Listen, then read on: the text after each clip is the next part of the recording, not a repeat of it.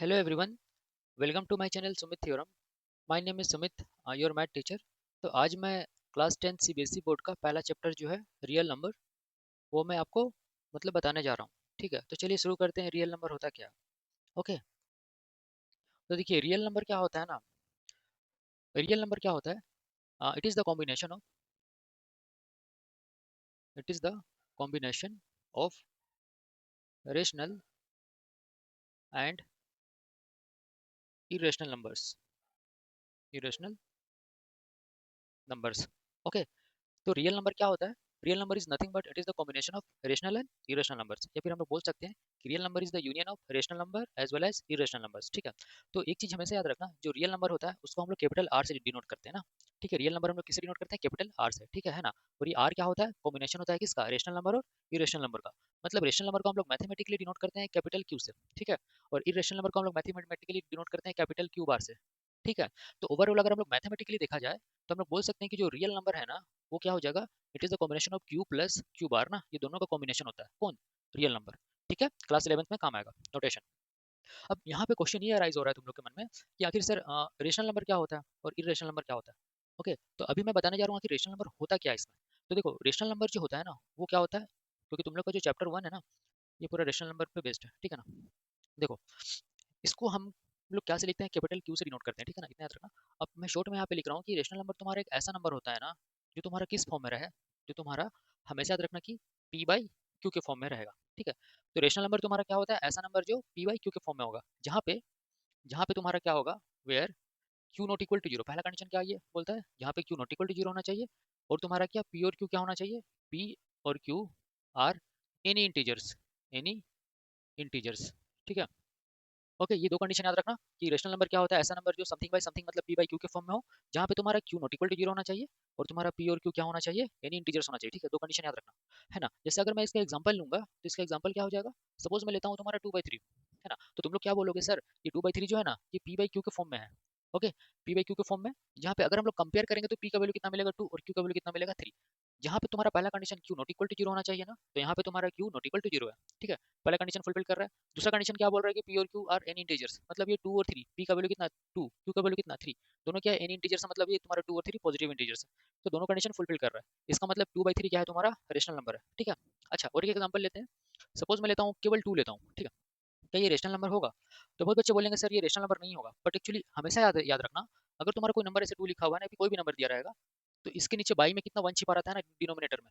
ठीक है, तो ये तुम्हारा डिनोमिनेटर 1 छिपा रहता है, तो अभी मैं इसको क्या बोल सकता हूँ? ये तुम्हारा पी है और ये तुम्हारा क्या है? क्यू है। जहाँ पे Q not equal to zero है, पहला कंडीशन सेटिस्फाई कर रहा है। अगेन सेकंड कंडीशन क्या है? पी तुम्हारा 2 है, क्यू कितना है? 1।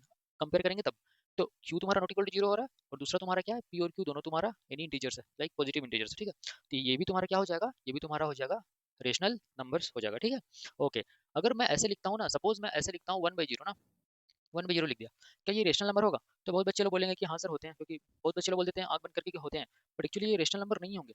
क्यों नहीं होंगे? क्योंकि ये तुम्हारा पी बाई क्यू के फॉर्म में तो है।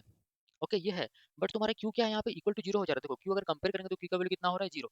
बट पहला कंडीशन क्या बोलता है? Q not equal to zero होना चाहिए, तो पहला कंडीशन ही फुलफिल नहीं कर रहा है, इसका मतलब ये रेशनल नंबर नहीं है।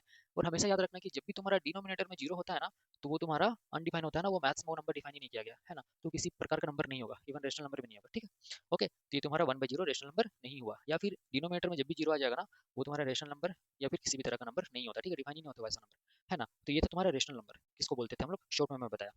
अब देखो दूसरा क्या होता है तुम्हारा इरेशनल नंबर। ठीक है, अगर मैं इरेशनल नंबर अगर बोलूंगा तो ये क्या होता है ना। सबसे पहले देखो तुम लोग को क्या याद रखना है कि इसका नोटेशन, क्योंकि क्लास 11th में ना नोटेशन बड़ा इंपॉर्टेंट होता है क्लास 11th में। ठीक है ना, इसको हम लोग क्या से लिखते हैं? क्यू बार से लिखते हैं, कैपिटल क्यू बार से, पहला चीज। ठीक है, ये तुम्हारा क्या होता है कि ऐसा नंबर जो जो तुम्हारा पी बाई क्यू के फॉर्म में नहीं हो, तो किस फॉर्म में हो? ऐसा नंबर जो तुम्हारा रूट्स के फॉर्म में हो। ओके, रूट्स के फॉर्म में हो, लाइक मतलब नंबर जो रूट से निकलना नहीं चाहिए और नेगेटिव नंबर रूट के अंदर नहीं होना चाहिए। ठीक है, ओके, जैसे अगर मैं एग्जांपल लूंगा ना इसका, तो रूट टू तुम्हारा क्या है? ये रेशनल नंबर है। क्यों? क्योंकि तुम्हारा रूट टू मतलब ये जो नंबर टू है ना, ये टू तुम्हारा रूट से बाहर निकलेगा ही नहीं। जो नंबर रूट के अंदर फंसा रह जाएगा that is known as irrational numbers. Okay, याद रखना। अच्छा, अगर मैं लिखता हूँ रूट 3, क्या ये इरेशनल नंबर है? तो तुम लोग बोलोगे सर बिल्कुल है इरेशनल नंबर, क्योंकि ये 3 जो है ना ये रूट में फंसा हुआ है, ये नहीं निकल पाएगा। ठीक है, अच्छा, और इसका एग्जांपल होता है रूट 5। ठीक है ना, देन पाई, सारा तुम्हारा क्या है? इरेशनल नंबर्स हुआ। बट मैं क्या बोला? मैं ये बोला कि रूट के अंदर तुम्हारा नेगेटिव कोई भी नंबर नहीं होना चाहिए। ठीक है, इस टाइप का नंबर नहीं होना चाहिए। इस टाइप का नंबर को हम लोग इरेशनल नंबर नहीं बोलेंगे, याद रखना। ठीक है, क्योंकि इस टाइप के नंबर्स को हम लोग क्या बोलेंगे? इमेजिनरी नंबर्स बोलेंगे जो तुम लोग क्लास 11 में पढ़ोगे, अभी नहीं पढ़ना वो, है ना। तो ये था तुम्हारा इरेशनल नंबर और ये था तुम्हारा रेशनल नंबर, है ना। इतना तक समझ आया। अब देखो मोस्ट इंपॉर्टेंट चीज एक बताने जा रहा हूँ, है ना, उसका नाम है इंटीजर्स। इंटीजर्स ये जान लो आखिर ये होता क्या है। देखो इंटीजर्स को ना कैपिटल आई से डिनोट करते हैं या फिर कैपिटल जेड से भी डिनोट करते हैं, ठीक है। याद रखना, नोटेशन रखना है, बड़ा इंपॉर्टेंट है। तो इंटीजर होता क्या है, तो तुम लोग बोलोगे सर इंटीजर ऐसा नंबर होता है ना, देखो ये इस टाइप का नंबर होता है जो तुम्हारा पॉजिटिव भी हो और जो तुम्हारा नेगेटिव भी हो, देख रहे हो ना, और जो तुम्हारा जीरो, अच्छा अच्छा तीनों हो, ठीक है। ये तीनों, इसको हम लोग क्या बोल देते हैं, मेनली इंटीजर्स बोल देते हैं, ठीक है ना। बट और एक कंडीशन यहाँ पे ये होता है कि जीरो के साथ साथ वो क्या होना चाहिए, वो डेसिमल फॉर्म में नहीं होना चाहिए, बड़ा इंपॉर्टेंट है, डेसिमल फॉर्म में नहीं होना चाहिए, याद रखना ये चीज, है ना। तब जाके हम लोग वो नंबर को क्या बोलेंगे, कंसिडर करेंगे इंटीजर्स, है ना। जैसे इंटीजर्स को हम लोग नंबर लेन में बहुत इजीली रिप्रेजेंट कर सकते हैं, ठीक है ना। अगर मैं नंबर लेन यहाँ पे बनाता हूँ ना, सपोज मैं नंबर लेन यहाँ पे बनाता हूँ, तो कि नंबर लेन में बना रहा हूँ, ठीक है। बीच में तुम्हारा मिडिल में क्या होता है, जीरो होता है ना। और इधर तुम्हारा क्या होता है, +1 +2 +3 एंड सो ऑन, ठीक है ना, अप टू प्लस इन्फिनिटी। ये तुम्हारा क्या होता है, -1, ठीक है। ये तुम्हारा क्या, -2 और ये तुम्हारा -3, dot up to minus infinity, है ना। तो अगर हम लोग जीरो के इधर आएंगे ना, लेफ्ट हैंड साइड में, तो इसको हम लोग बोलेंगे नेगेटिव नंबर्स, मतलब इसको बोलेंगे नेगेटिव इंटीजर्स, ठीक है। और जीरो के अगर हम लोग राइट हैंड साइड में जाएंगे तो इसको हम लोग क्या बोलेंगे, पॉजिटिव इंटीजर्स, ठीक है ना। और जीरो तुम्हारा होता है जीरो इंटीजर, मतलब इंटीजर होता है वो, ठीक है।